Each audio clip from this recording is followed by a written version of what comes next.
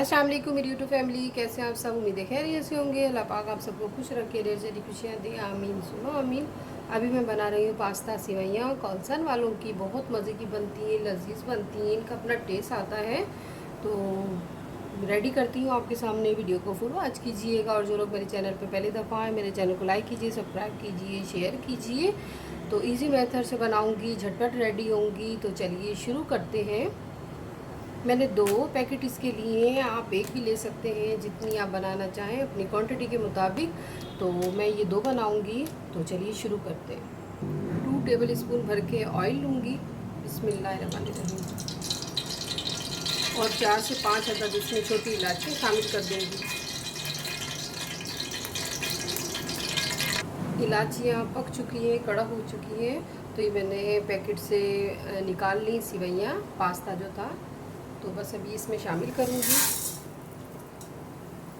और इसे हम हल्की आंच पे पकाएंगे। बिल्कुल हल्की आंच पे पकाएंगे। अगर हमने तेज़ की तो नीचे लग जाएंगी। आप वुड का ले सकते हैं, स्टील का ले सकते हैं स्पून। तो अभी तो मैं इसे डोई को इस्तेमाल करूँगी। वुड की है मेरे पास। फिर जब लास्ट में हम स्टील का ले लीजिए ताकि टूटे नहीं, खिली खिली बने सिवैयाँ। बस इसकी बुनाई करेंगे। बाज़ लोग इसमें ऑरेंज, रेड, ग्रीन कलर भी डालते हैं कलरफुल बनाने के लिए। बट अब तो मार्केट में कलरफुल सिवैयाँ मिलती हैं तो मुझे यही कलर अच्छा लगता है। मैं नहीं डालती, बाज़ लोग डालना चाहें तो डाल सकते हैं, बाज़ लोग डालते भी हैं। ये आपकी मर्ज़ी पे डिपेंड करता है। बस इसे हल्के हाथों से बुनाई करेंगे इसकी। राइस वाला अगर आप स्पून ले लेंगे तो भी उससे भी अच्छा बन जाएगा।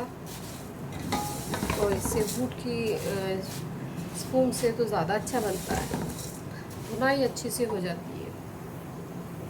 इसकी अच्छे से मैंने बुनाई कर ली।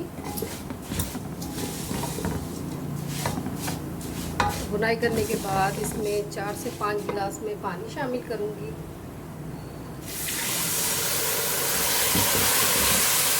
ताकि अच्छे से डीप हो जाए। 2 से 3 टेबल स्पून में इसमें शुगर, चीनी ऐड करूँगी। आप अपने पसंद के अकॉर्डिंग कम ज़्यादा लेना चाहें तो डाल दीजिए।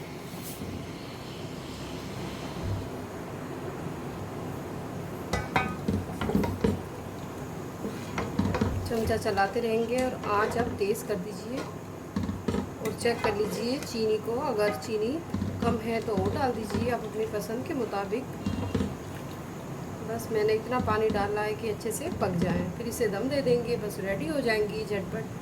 बस इसे अब हल्की आंच पे पकाऊंगी। पहले मैंने तेज़ कर दी थी, अब हल्की कर दी आंच। तो बस इसे अच्छे से हम पकाएंगे। इसके जायके के लिए, टेस्ट के लिए 1 टेबल स्पून में एवरीडे ड्राई मिल्क इसमें शामिल करूँगी। और फिर इसमें पकाएंगे। बाज़ लोग पानी भी डालते हैं, बाज़ लोग दूध भी डालते हैं।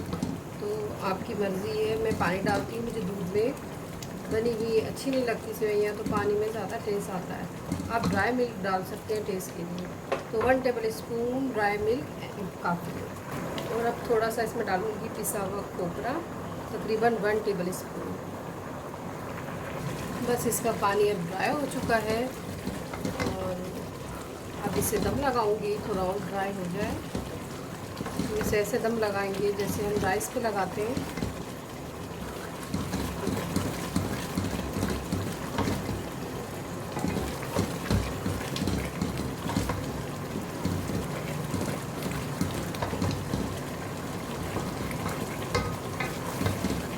बस इसका पानी बिल्कुल ड्राई हो चुका है। तो अब इसे हम दम के लिए रेडी करते हैं।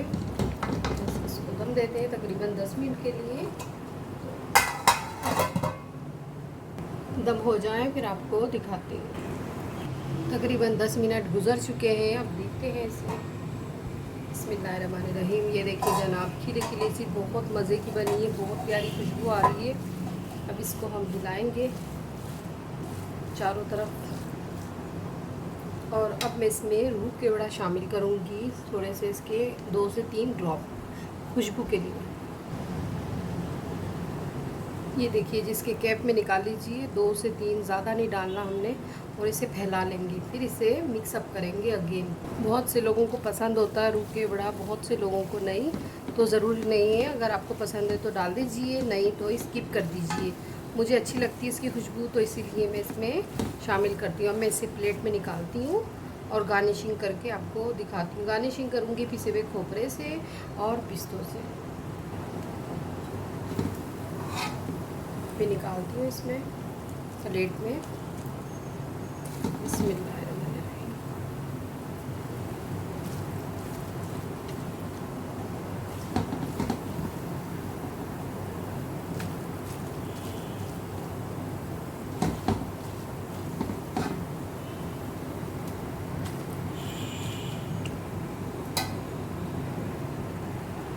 ये देखिए जी इसका क्लोज़अप।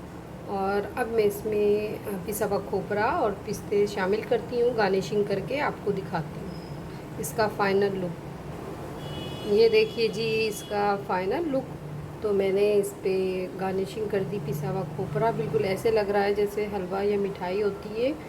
और सेंटर में इसके मैंने पिस्ते डाले हैं, आप बादाम भी डाल सकते हैं, जो जो चीज़ें आपको पसंद है। छोटी इलायचियाँ पीस कर भी डाल सकते हैं।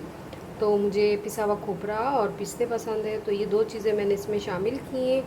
बादाम वगैरह भी थे लेकिन मैंने नहीं डाला, तो मैंने कहा चलिए मैं आपको दिखाती हूँ फ़ाइनल लुक। आपको जो जो चीज़ें पसंद है वो इसमें शामिल कर दीजिए, बादाम, पिस्ते और पिसा हुआ खोपरा। तो उम्मीद है आपको मेरी रेसिपी पसंद आई होगी। अपना ढेर सारा ख्याल रखिएगा, मुझे अपनी दुआओं में याद रखिएगा। इंशाल्लाह मैं फिर हाज़िर होंगी एक अच्छी सी रेमेडी, रिव्यू या रेसिपी लेके। मुझे अपनी दुआओं में याद रखिए। अल्लाह हाफिज़।